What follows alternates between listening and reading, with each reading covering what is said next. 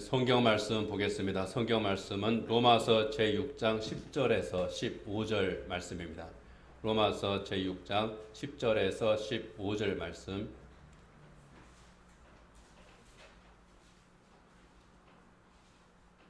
제가 봉독하도록 하겠습니다. 하나님께서 주신 말씀입니다.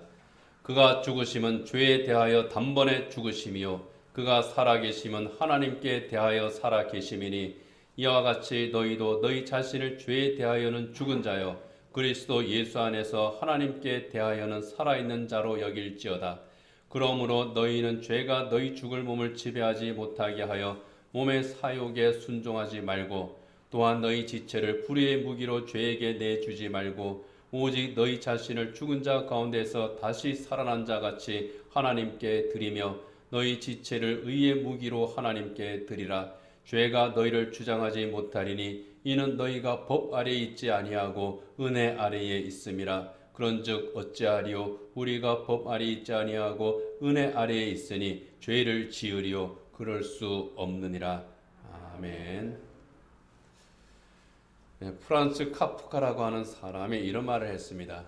현대인이 가지고 있는 문제는 죄가 없는데 죄인인 것처럼 느끼는 것이라 그런 말을 했습니다. 죄가 없는데 왜 죄인처럼 그렇게 느끼느냐 하는 거죠. 그렇지만은 진짜 인간의 문제는 죄인이 아닌데 죄인처럼 느끼는 데 있는 것이 아닙니다. 실제로 죄인인데 그 죄인임을 감추려 하거나 죄인임을 부정하는 것, 이것이 인간의 근본적인 문제입니다.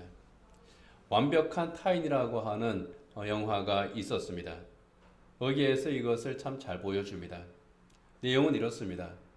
친구 한 사람이 결혼을 했어요. 어릴 때부터 함께 지냈던 그 친구 4명이 있는데 한 친구가 결혼을 했습니다.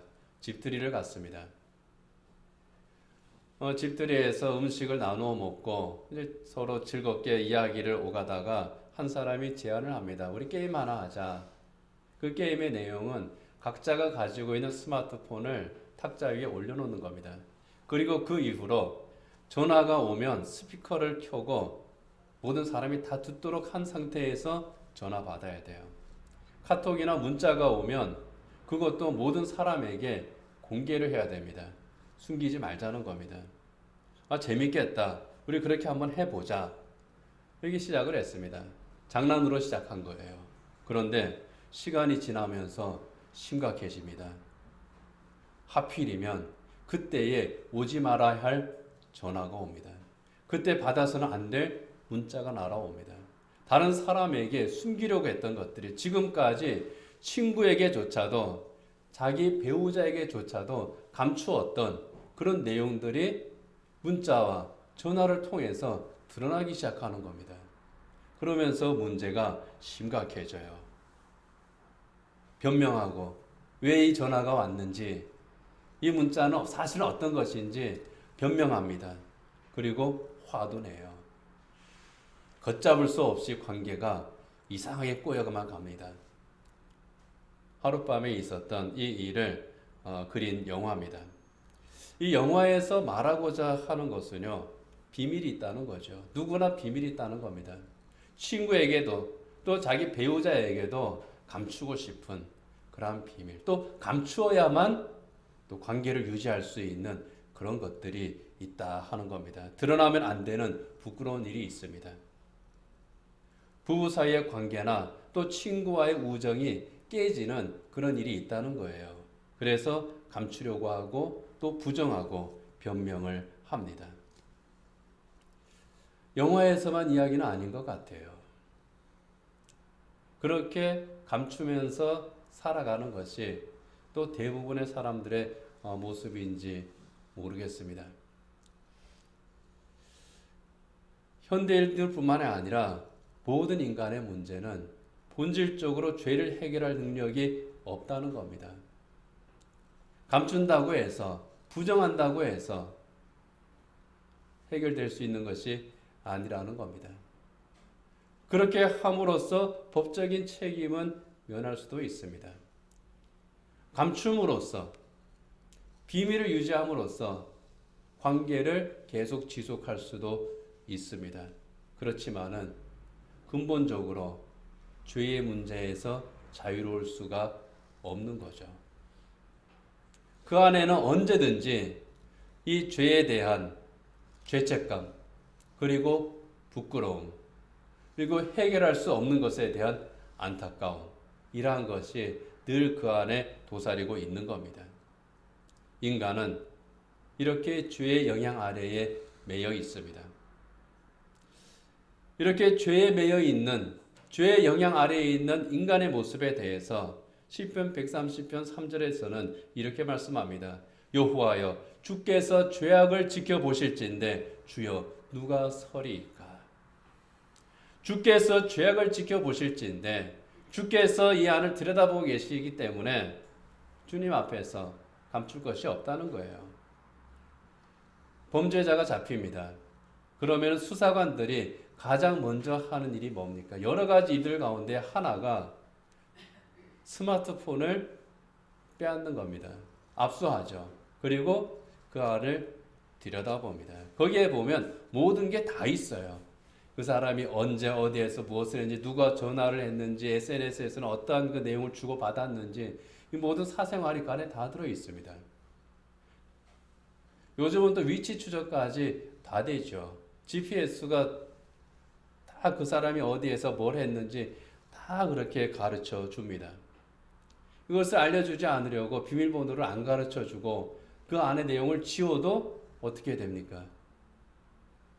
디지털 포렌식이라고 해서 그 모든 것을 또 전부 다 복원하는 기술이 있습니다. 숨길 수가 없어요. 포렌식 작업을 통해서 지웠던 정보까지 다 복원해서 그 범죄를 밝힙니다. 하나님께서 죄악을 지켜보신다고 하는 것이 그것과 비슷한 겁니다. 자기는 싹 지워버렸는데 디지털 포렌식을 하니까 다 드러나요. 나는 다 잊어버렸고 다 숨겼다고 생각하는데 하나님께서는 야 네가 숨긴다고 해서 숨겨지는 줄 아니? 하고 그것을 밝히신다는 겁니다. 감추고 잊어버리고 부정하는 그 모든 죄, 이 죄악들이 우리 마음과 생각을 들여다보시는 하나님 앞에서는 다 드러날 수밖에 없다는 겁니다. 그래서 시편 기자는 아예 속 편하게 하나님 다 아시죠? 하나님 앞에 제가 감출 수 없죠? 하고 아예 다 자백을 해버리는 겁니다. 아무리 죄를 부정한다고 해도, 죄를 덮으려 한다고 해도 사람들은 속일 수 있으나 하나님은 속일 수 없는 겁니다. 그 죄가 없어지지 않는 겁니다. 로마서 3장 10절에서 지적하는 것처럼 완전한 의인은 없기 때문입니다. 의인은 없나니 하나도 없으며 깨닫는 자도 없고 하나님을 찾는 자도 없고 다 치우쳐 함께 무익하게 되고 선을 행하는 자는 없나니 하나도 없도다. 이 하늘 아래에 완전한 의인은 아무도 없다는 거죠. 그래서 시편 기자는 죄인의 절망적인 상태에서 하나님 앞에 단언합니다. 시편 51편 9절에 보면은요, 주의 얼굴을 내 죄에서 돌이키시고 내 모든 죄악을 지워 주소서. 내가 지우는 게 아니라 하나님께서 지우셔야 되는 거예요. 내가 잊어버린다고 해서 없어지는 게 아닙니다. 하나님께서 잊어버리셔야 되는 거예요. 인간의 죄와 관련된 근본적인 해결은 오직 하나님밖에 없다는 겁니다. 그래서 우리는 우리의 죄악들을, 잘못들을, 허물들을 하나님 앞으로 가져오는 겁니다. 그리고 하나님께서는 그래? 십자가에서 이미 끝난 거야. 선언을 해 주시는 겁니다. 인간의 죄를 본질적으로 인간 스스로 용서하고 없앨 수 있는 그런 수단은 없습니다. 사람이 사람의 죄를 용서할 수 없습니다. 재물이나 물질로도 할 수가 없습니다. 법적으로 하는 거란 용서는 그 죄에 대해서 사람들끼리 사회에서 이 정도면은 이 사람의 죄값을 치른 거야 하고 약속한 것이지 근본적으로 그 죄를 해결하는 것이 아닌 겁니다. 죄의 문제를 근본적으로 해결하는 것은 오직 하나님의 은혜뿐입니다. 로마서 3장 23절에 24절에 보면은 모든 사람이 죄를 범하였음에 하나님의 영광이 이르지 못하더니 그리스도 예수 안에 있는 속량으로 말미암아 하나님의 은혜로 값없이 의롭다 하심을 얻은 자 되었다고 말씀을 합니다. 오직 하나님의 은혜로만 되는 겁니다. 그리스도 예수 안에 있는 속량, 예수님께서 죄를 대신 갚아서 구원하심으로 죄의 용서함을 받고 죄의 대가를 치르고 의롭다 하심을 얻은 자가 된다는 겁니다. 이것이 죄의 문제를 해결하는 유일한 길입니다. 죄의 문제를 해결하고 죄의 용서함을 받고 구원받는 유일한 길, 예수 그리스도밖에 없습니다. 그래서 이사야 선지자가 죄의 용서와 인간의 구원을 위해서 하나님의 은혜로 의롭다 하심을 얻게 하기 위해서 하나님께서 예비하시고 하나님께서 진행하신 일을 이렇게 예언을 했죠. 이사야서 53장 4절이야 5절입니다. 그는 실로 우리의 질고를 지고 우리의 슬픔을 당하였거늘 우리는 생각하기를 그는 징벌을 받아 하나님께 맞으며 고난을 당한다 하였노라. 그가 찔림은 우리의 허물을 인하며 그가 상함 우리의 죄악 때문이라. 그가 징계를 받음으로 우리는 평화를 누리고 그가 채찍에 맞음으로 우리는 나음을 입었도다. 주님께서 고난을 당하심으로 우리가 죄 용서를 받고 구원을 받았다는 겁니다. 그런데 이사야 선지자는 2절밖에 안 되는 짧은 구절에서 우리라고 하는 말을 7번 반복합니다. 메시아이신 예수님께서 우리를 위해서 오셨고 우리를 위해서 질고를 지셨고 우리를 위해서 슬픔을 당하셨고 우리를 위해서 우리의 허물 때문에 찔리셨고 우리의 죄악 때문에 상하셨고 우리를 위해서 징계를 받으셨고 그로써 우리가 평화를 누리고 그가 채찍에 맞으심으로 우리가 나음을 받았다고 우리를 위해서 예수님께서 고난을 당하셨다고 그렇게 말씀을 하고 있습니다. 우리가 지은 죄입니다. 우리 스스로 만든 허물입니다. 우리가 받아야 될 징계입니다. 우리가 책임져야 할 그러한 죄악들입니다. 그런데 이 모든 것을 하나님께서는 예수님의 어깨에 지우셨다는 거예요. 어린 양으로 세상에 오신 예수님의 어깨에 지워서 십자가의 제물로 하나님께서 받으셨다는 겁니다. 그리고 요한일서 4장 10절에서는 그렇게 하나님께 제물로 바쳐진 속죄의 제물로 바쳐진 예수 그리스도의 십자가를 하나님 앞에서의 화목제의 제물이라고 말씀을 합니다.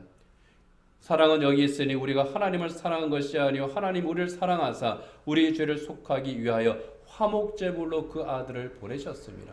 화목제물로 드려진 예수 그리스도의 십자가 은혜로 예수님께서 고난을 받으심으로 우리가 용서받은 참으로 이 구원의 은혜를 우리가 누리게 되었다는 거죠. 하나님께서는 십자가의 예수님의 피를 받으시고 그것으로 우리 죄의 대가를 치르셨다고 그렇게 인정을 해 주셨습니다. 이것을 믿는 자, 하나님께서는 참으로 감사하게도 이것을 믿는 자는 구원을 받는다. 그들이 하나님의 자녀가 된다. 하나의 규칙을 우리에게 정해 주셨습니다. 구원의 규칙입니다. 구원을 위한 모든 일은 하나님께서 다 하시는 거예요. 이 일을 실제적으로 감당하신 것은 예수님인 겁니다. 그리고 하나님께서는 너희는 그것을 바라보기만 하면 돼. 믿음으로 보고 수용하고 고백하면 돼. 이것이 너희를 구원하는 증거라고 하나님께서 말씀합니다. 그래서 우리의 구원을 하나님의 용서를 사죄의 은총이라고 말씀을 합니다. 이 사죄의 은총이 하나님의 선물이죠. 그래서 구원이 은혜입니다. 마틴 루터는 이 놀라운 구원의 은혜를 깨닫고서 고백을 했죠. 모든 그리스도인은 구원받은 죄인이다. 의인이 되어서 구원받은 것이 아니라 죄인의 상태에서 구원을 받아 의인으로 인정함을 받은 자들이 그리스도인이라는 겁니다. 구원받은 죄인이라고 하는 그 말은 그렇기 때문에 용서받은 죄인이라고 하는 그런 의미가 됩니다. 용서받은 죄인의 삶, 이것이 우리가 살아야 될 그런 삶입니다. 죄인으로서 살던 자가 죄가 얼마나 무서운 것인지 그리고 죄의 길을 떠나야 되는 것이 참 그리스도인의 삶이라고 하는 것을 또 아는 자로서 이 세상을 우리가 살아가야 하는 거죠. 죄를 지으면 어떻게 합니까? 법원의 판결을 따라서 감옥에 갑니다. 때로는 벌금형을 받습니다. 사회적인 약속에 의해서 죄값을 치르게 하는 거죠. 죄값을 치르고 출소를 하면 법적으로 용서를 받습니다. 그런데 이렇게 출소한 사람이 또 죄를 짓습니다. 또 붙잡혔습니다. 재판을 받습니다. 다시 처벌을 내리죠. 그때 내리는 처벌을 뭐라고 그럽니까? 가중처벌이라고 그럽니다.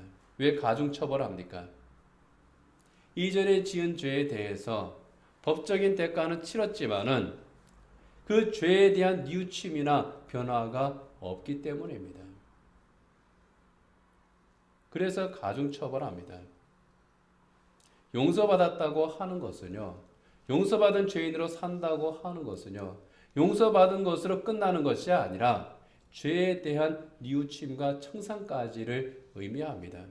자기의 죄의 대가를 교도소의 감으로 치렀는데 그 사람이 다시는 그 죄를 짓지 않고 정말 사회에 복귀해서 열심히 산다면 그 사람은 그래도 사회에서 용서받은 자로서 사는 거예요. 그런데 그렇지 않다면은 그 사람은 법적으로는 대가를 치렀으나 여전히 진정한 용서는 없는 자의 삶을 사는 것과 같습니다.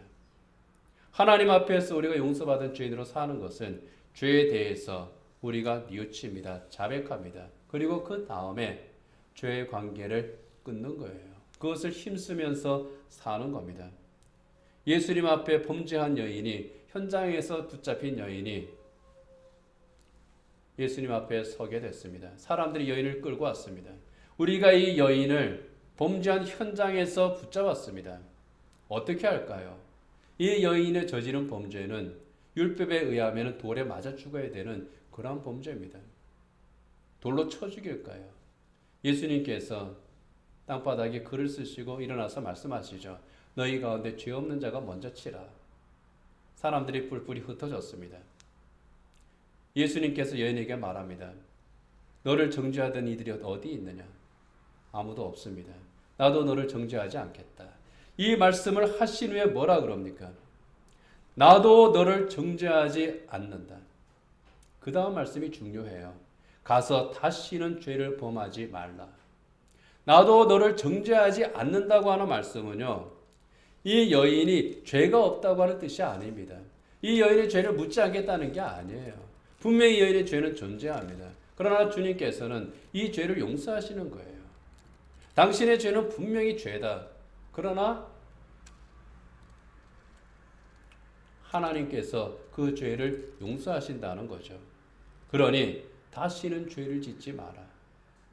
다시는 죄를 짓지 마라. 오늘 우리가 읽은 성경 말씀에서도 비슷한 말씀을 하죠. 너희 자신을 죄에 대하여 죽은 자로 여기고 그리스도 예수 안에서 하나님께 대하여 살아있는 자로 여기라.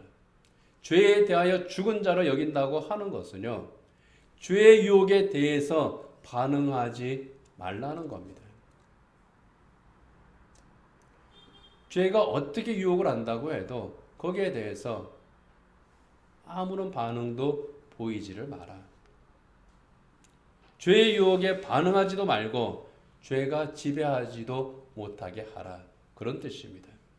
오직 하나님께 대해서만 반응하라는 겁니다. 12절이야 13절에서요. 그러므로 너희는 죄가 너희 죽을 몸을 지배하지 못하게 하여 몸의 사욕에 순종하지 말고 또한 너희 지체를 불의의 무기로 죄에게 내주지 말고 오직 너희 자신을 죽은 자 가운데서 다시 살아난 자 같이 하나님께 드리며 너희 지체를 의의 무기로 하나님께 드리라. 죄가 너희 죽을 몸을 지배하지 못하게 하라.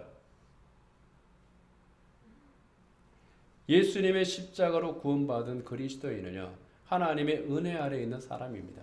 그렇기 때문에 죄가 지배하는 삶, 옛사람의 삶, 죄의 종으로 사는 그런 삶의 자리로 돌아가서는 안 된다는 겁니다.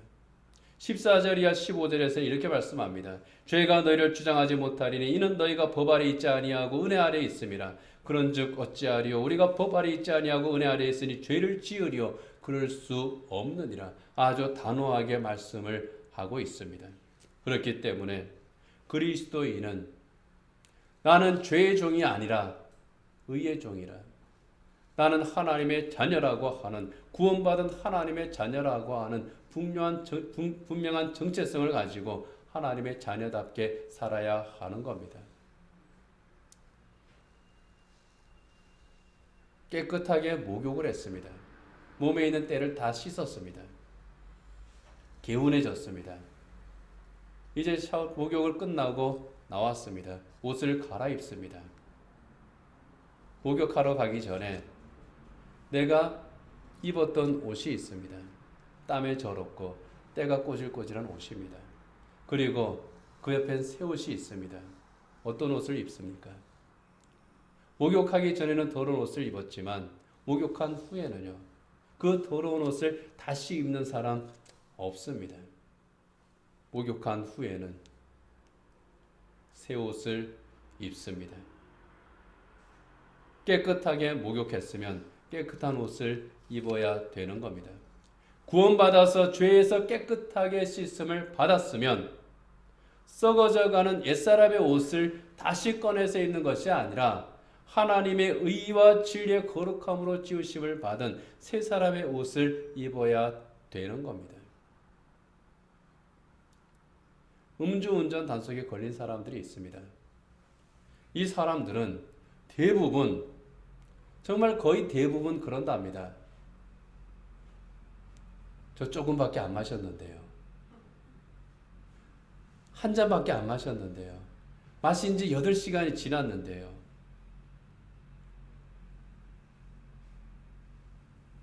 그리고 좀 대담한 사람은 또 뭐라고 말합니까? 아, 내가 술을 마시게 마셨지만 난 정신이 말짱하기 때문에 운전하는데 아무 지장 없습니다. 지금까지 내가 사고 한 번도 낸 적 없습니다. 아주 뻔뻔하게 그렇게 말합니다. 술은 마셨지만 음주운전은 하지 않았다는 그런 유명한 말처럼 이런저런 별명을 늘어놓는 거죠. 그렇지만 음주운전은 음주운전이죠. 왜 음주운전을 단속합니까? 음주 상태에서는 교통사고를 낼 가능성이 더 높아지기 때문입니다. 자신과 타인의 안전을 지키기 위해서 음주운전 단속을 하죠.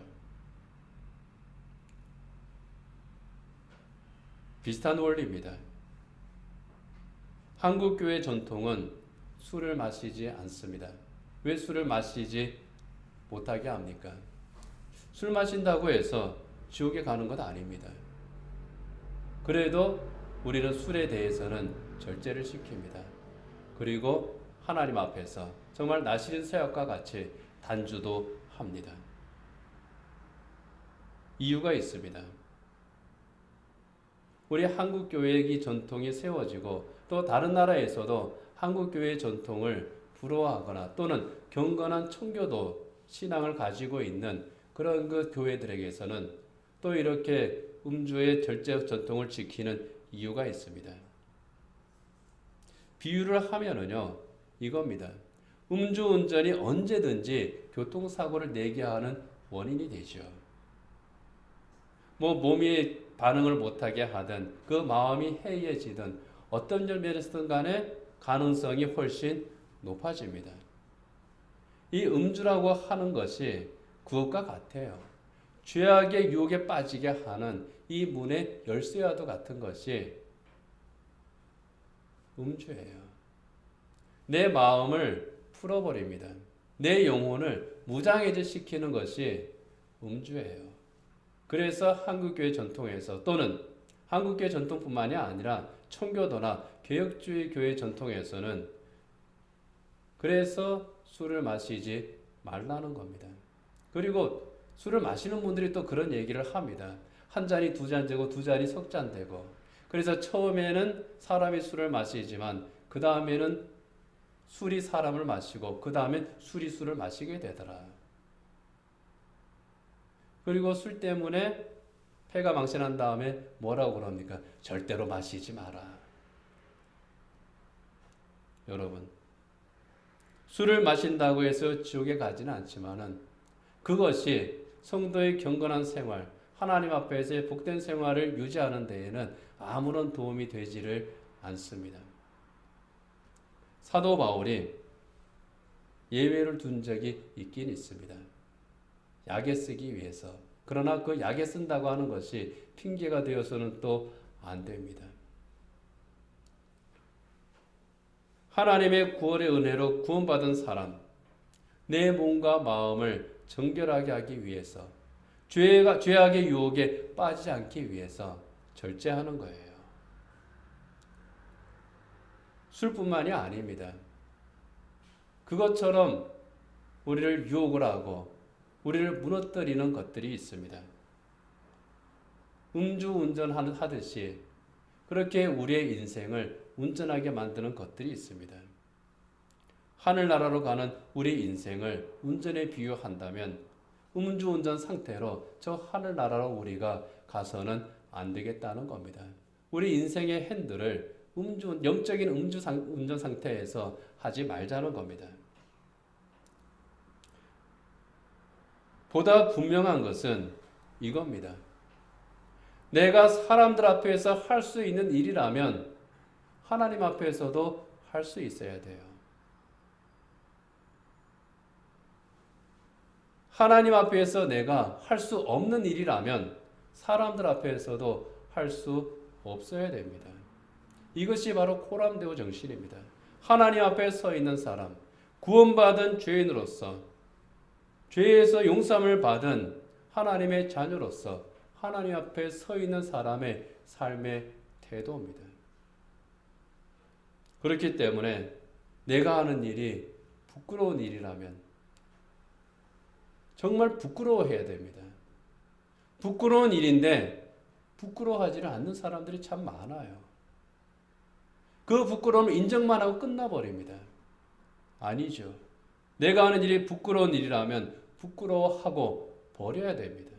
잘못된 일이라면 잘못을 인정하기만 하는 것이 아니라 잘못을 저지르지 않도록 힘써야 되는 겁니다. 죄악된 일이라면 그 죄악된 일을 끊어내야 되는 겁니다. 이것이 절제와 희생입니다.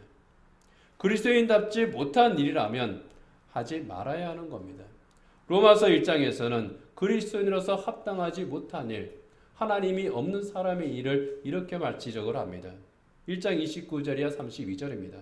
모든 불의, 추악, 탐욕, 악의가 가득한 자요, 시기, 살인, 분쟁, 사기, 악독이 가득한 자요, 수근수근하는 자요, 비방하는 자요, 하나님께서 미워하시는 자요, 능욕하는 자요, 교만한 자요, 자랑하는 자요, 악을 도모하는 자요, 부모를 거역하는 자요, 우매한 자요, 배약하는 자요, 무정한 자요, 무자비한 자라. 그들이 이 같은 일을 행하는 자는 사형에 한다고 하나님께서 정하심을 알고도 자기들만 행할 뿐 아니라 또한 그런 일을 행하는 자들을 옳다 하느니라. 행할 뿐만 아니라 그것을 허용한다는 겁니다. 성경은 분명하게 말씀을 합니다. 구원받은 자라면 하나님께서 용서하심으로, 그 죄를 용서하심으로 구원받아 하나님의 자녀가 되었다면 어둠에 속한 악한 일을 버리고 빛에 속한 자로서 빛의 열매를 맺는 빛의 자녀로 살아야 한다고 말씀을 합니다. 에베소서 5장 8절이야 9절입니다. 너희가 전에는 어둠이더니 이제는 주 안에서 빛이라. 빛의 자녀들처럼 행하라. 빛의 열매는 모든 착함과 의로움과 진실함에 있느니라. 빛의 자녀로서 빛의 자녀답게 빛의 열매를 맺는 삶, 이것을 그리스도인들이 살아야 되는 겁니다. 오늘 성경은 분명하게 말씀을 하고 있습니다. 죄가 너희 죽을 몸을 지배하지 못하게 하라. 몸의 정욕에 순종하지 말라. 너희 지체를 불의의 무기로 죄에게 내주지 말라. 너희 지체를 의의 무기로 하나님께 드리라. 죄가 지배하는 자의 삶이 아니라 하나님께 순종하며 하나님의 의를 이루며 하나님께 영광 돌리는 참으로 빛의 자녀로서 살아가는, 하나님의 의와 진리로 거룩함을 지으심을 받은 이 세 사람을 입은 참된 그리스도인으로 살아가는 저와 여러분이 되기를 원합니다. 기도하겠습니다. 하나님 아버지, 죄의 영향을 받고 죄의 지배를 받는 자의 삶이 아니라 죄의 유혹을 끊고 죄와 단절하며 어둠 속에 속한 자가 아니라 빛에 속한 자로서, 죄의 종이 아니라 의의 종으로서, 인간의 헛된 정욕에 매여 사는 자가 아니라 성령의 거룩한 소욕에 매여 사는 자로서 저희들의 이 세상을 살아가게 하여 주시옵소서. 음주운전하듯이 이 세상을 인생길을 저희들이 살아가는 것이 아니라 정신을 차려서 그리스도인답게 믿음의 길을 담대히 걸어갈 수 있는 표대 대신 그리스도를 향하여 나아갈 수 있는 하나님의 자녀들 되게 하여 주시옵소서. 예수님 이름으로 기도드립니다. 아멘.